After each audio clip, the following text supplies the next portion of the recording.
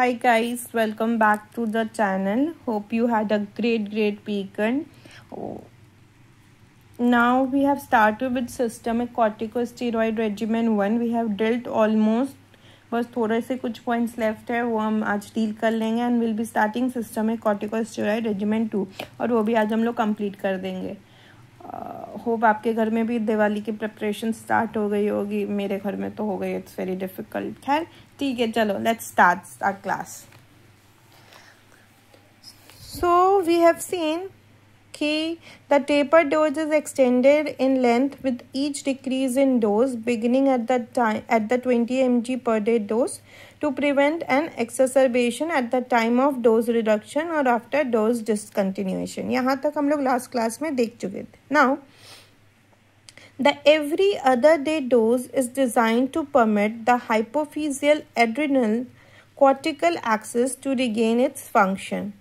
तो ये जो एवरी अदर डे डोज किस रेफरेंस में कह रहे हैं? एक दिन छोड़ के एक दिन. तो ये क्या करता है? जो हाइपोफिजियल एड्रेनालिन कॉर्टिकल एक्सिस है इसको अपने फंक्शन को रिगेन करने में हेल्प करता है. Okay, the 5 mg every other day is called a maintenance dose because 5 mg of prednisone is equal to the daily of 20 mg of cortisol and the adrenal cortex produced in an unstressed individual, and the every other day use continuous to allow the adrenal cortex to regain activity.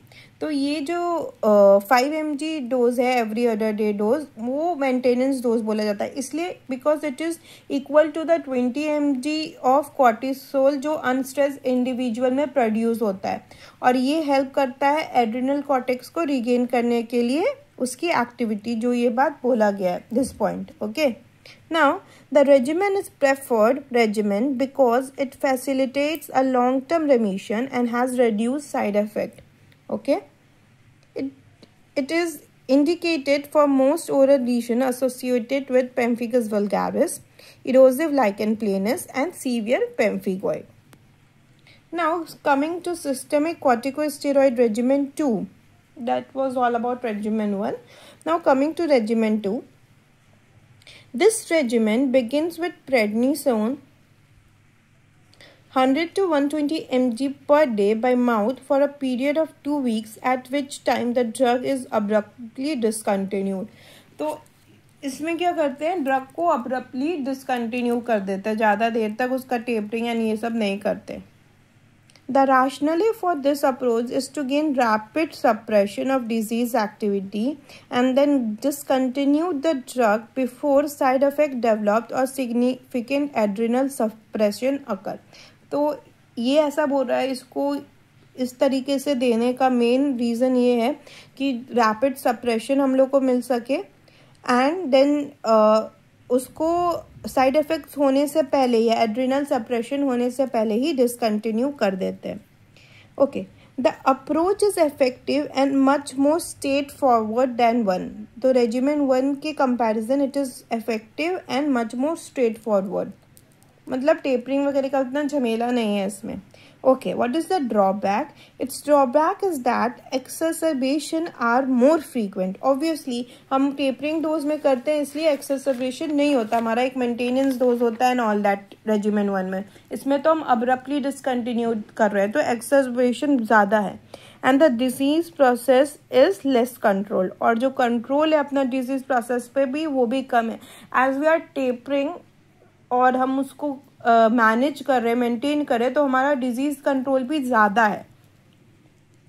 यहाँ पे हम abruptly discontinue कर रहे हैं. ठीक है. This regimen is also indicated for pemphigus vulgaris, erosive lichen planus and severe non ocular pemphigoid. तो same lichen planus, pemphigoid और पेम्फिगस के लिए तो हम लोग कॉर्टिकोस्टेरॉइड यूज़ कर ही रहे हैं.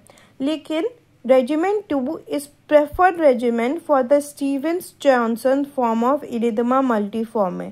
तो erythema multiforme का जो स्टीवन जॉनसन वाला जो पार्ट है, मतलब जो फॉर्म बोल लो, हम अलग से भी पढ़े थे लेकिन एक हम ये भी पढ़े थे कि Steven Johnson is a part of erythema multiforme. Okay, तो उसके लिए जो अपना कॉर्टिकोस्टेरॉइड रेजिमेन 2 है वो प्रेफर्ड किया जाता है, उसमें ज़रूरी है हमको अब्रप्टली डिसकंटिन्यू करने का। Okay, that's all for today, will be continuing this in the next class. Till then like share subscribe and comment. Bye.